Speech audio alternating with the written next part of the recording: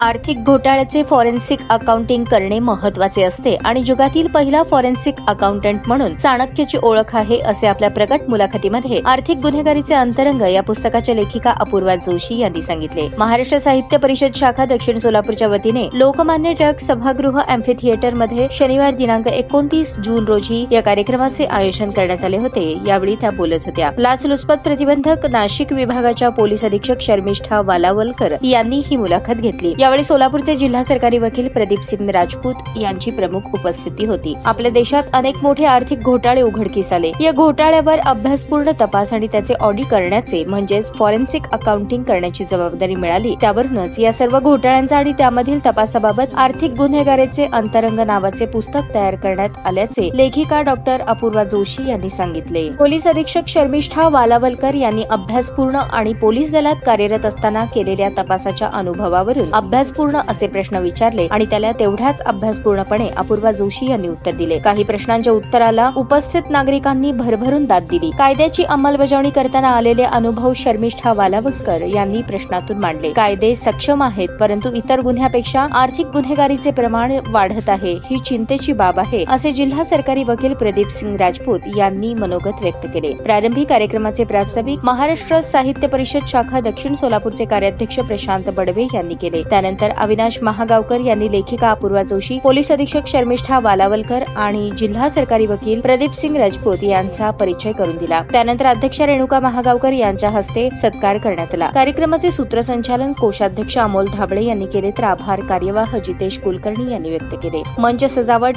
गुरुर वठारे यांनी केली। यावेळी पृथा हलसगीकर, अभय जोशी, विनायक होटकर, ज्येष्ठ विधिज्ञ धनंजय माने, उद्योगपती Datta Anna Suravase, doctor Shivratna Shete, Datta Gaikwad, doctor Shrikant Yelegaonkar, doctor Nasima Pathan आदी मान्यवरांची उपस्थिती होती।